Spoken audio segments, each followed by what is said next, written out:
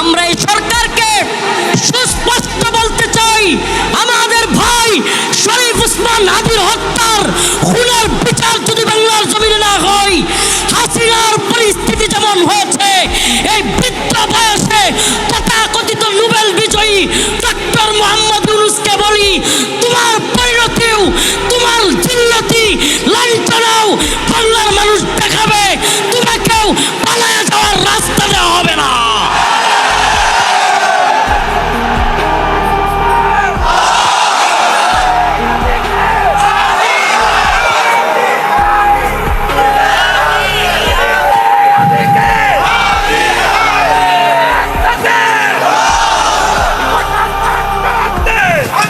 আমার ভাই কবরে, খুনি কেন বাহিরে, এই স্লোগান গোটা জাতিকে দিতে হবে, দেখিয়ে দিতে হবে ডক্টর মোহাম্মদ ইউনূস নির্বাচন দিয়ে আমেরিকার গোলামি করে, আমেরিকার এজেন্ডা বাংলাদেশে বাস্তবায়ন করে, আবার আমেরিকার কুলে গিয়া বসবার সুযোগ তোমাকে দেওয়া হবে না।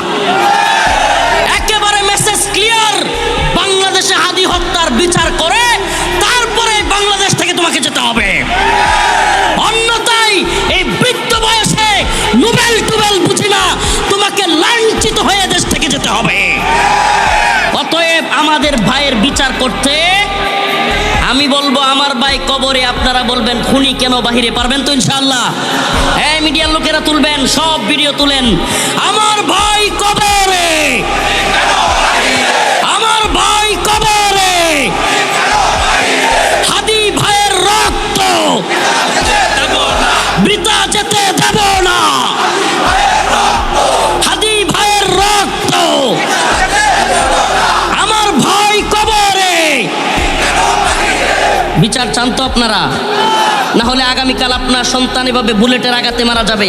রফিকুল ইসলাম মাদানীকে পছন্দ করেন, তাকে হত্যা করা হবে, বাংলার জমিনে কোনো বিচার হবে না। এরা যে কাউকে হত্যা করে যদি পার পেয়ে যায়, একটা খুনের সমাজ, একটা খুনের রাষ্ট্র তৈরি হবে। আমরা কি খুনের রাষ্ট্র চাই? আমরা কি খুনের রাষ্ট্র চাই? খুন খারাপি দেদারসে হোক এমন রাষ্ট্র চাই? বিচারহীনতার রাষ্ট্র চাই? উদাসীনতার রাষ্ট্র চাই?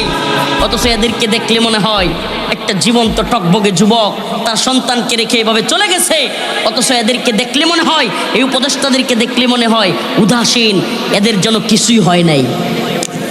সিসি নির্বাচন কমিশনার, সে বলতেছে এটা নাকি বিচ্ছিন্ন ঘটনা। আমি বলছিলাম এটারে গুলি করলেও বিচ্ছিন্ন ঘটনা বলে চালাইয়া দেওয়া যাবে।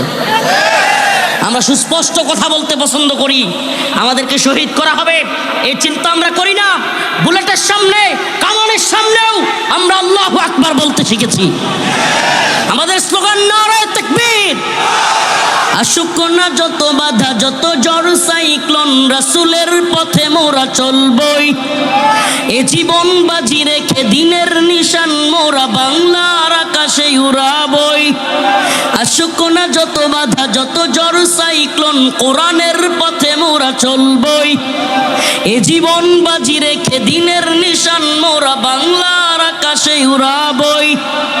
মোরা কামানের মুখোমুখি দাঁড়িয়ে আল্লাহু আকবার বলবই।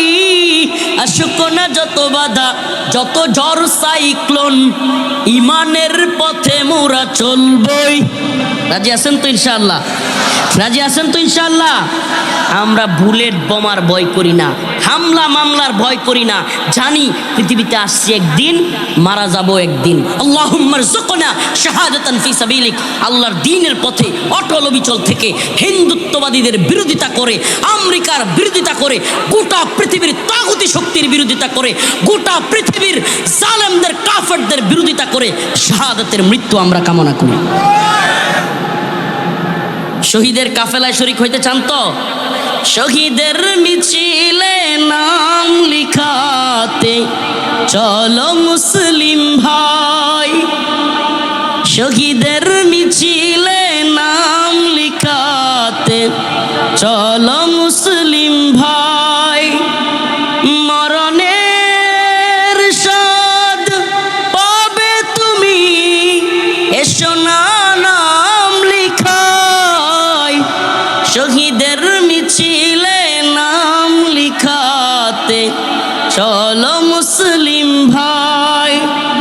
এই তো সে কাফেলা বীরের জাতি, আবরার ফাহাদ, আবু সাঈদ, মীর মুগ্ধ, উসমান হাদিদের কাফেলা বীরের জাতি। এরা কিসের জাতি?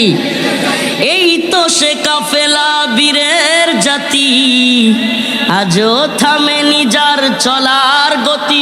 চলার গতি থাইমা যায় নাই।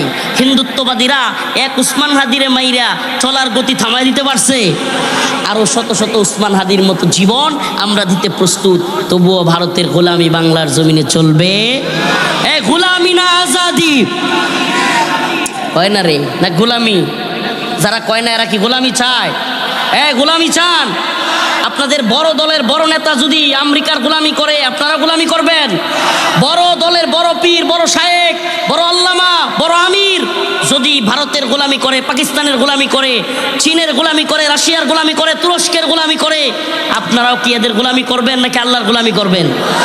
ইনিল হুকমু ইল্লা লিল্লাহ, আমারা আল্লা তা'বুদু ইল্লা ইয়া। আমরা আল্লাহর গোলাম, হুকুমও মানব কার? এই জমিন কার? হুকুম চলবে কার? ইবাদত হবে কার? এই জয় গান গায়া যদি মারা যেতে পারি, আশা করতে পারি আল্লাহ গুনাহগুলি মাফ করে জান্নাত দিবে, আশা করতে পারি। আর আল্লাহর জয়গান বাদ দিয়া অমুক দল আর তমুক দল, তমুক নেতা পর্দা করে না, পর্দার বিধান মানে না, ইসলামের বিধান মানে না, নামাজ পড়ে না, রোজা রাখে না, তমুক নেতা আর অমুক দলের লিডারগিরির চিল্লাচিল্লি করলে কোনো ফায়দা হবে না, কোনো ফায়দা হবে না। দুনিয়ায় একটু চা বিস্কিট, দুনিয়ায় কিছু টাকা পয়সা কিংবা একটু আড্ডু সুযোগ সুবিধা পাইতে পারেন, কিন্তু এই দুনিয়া কিছুই না। ইযা জুলজিলাতিল আরদ জিলজালাহা ওয়া আখরাজাতিল আরদ আসকালাহা।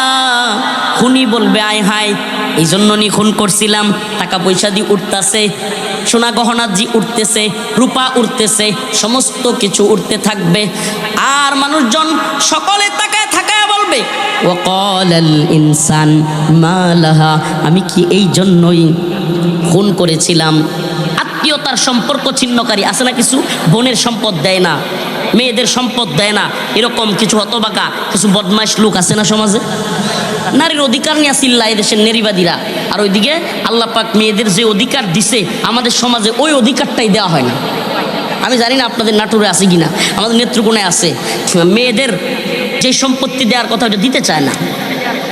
এই যে আত্মীয়তার সম্পর্ক ছিন্ন যারা করবে, আমাদের বোনদের, আমাদের মাদের হক যারা নষ্ট করবে, এরা বলবে আয় হায়, এই সম্পদের জন্য নিয়ে আত্মীয়তার সম্পর্ক নষ্ট করছিলাম। চোর বলবে, চোর আস-সারিকু ওয়াস-সারিকাতু ফাকতাউ আইদিয়াহুমা, চোর বলবে হায় হায়, এই টাকা পয়সা চুরি করবার লেগে আমার হাত কাটছিল। সুবহানাল্লাহ, সকলে বলবে ওয়াকালাল ইনসান মা লাহা ইয়াউমা ইযিন। সবচাইতে ভয়ঙ্কর যে আয়াত, ভয়ঙ্কর কেন বলছি, ইয়াউমা ইযিন তুহাদ্দিসু আখবারাহা,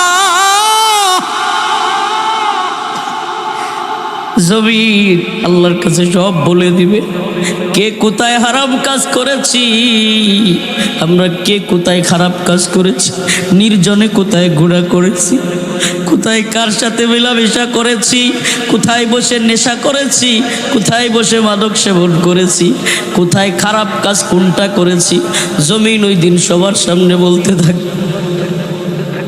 কল্পনা করা যায় সকল মানুষের সামনে, আরে হাজার হাজার মানুষের সামনে তুমি নেতা, বড় সম্মানী, কিন্তু যেদিন আল্লাহ তার জমিনের জবান খুলে দিবেন, ইয়াউমাইযিন তুহাদ্দিসু আখবারাহা, জমিন কোন জায়গায় গিয়া, কোন হোটেলে গিয়া, কোন পার্কে গিয়া, কোন গাছের তলে, কোথায় গিয়া কোন অপরাধ আমি আপনি করেছি, ওই গাছের নিচের জমিন বলা শুরু করবে। কি উপায় হবে আমার আপনার বলেন না?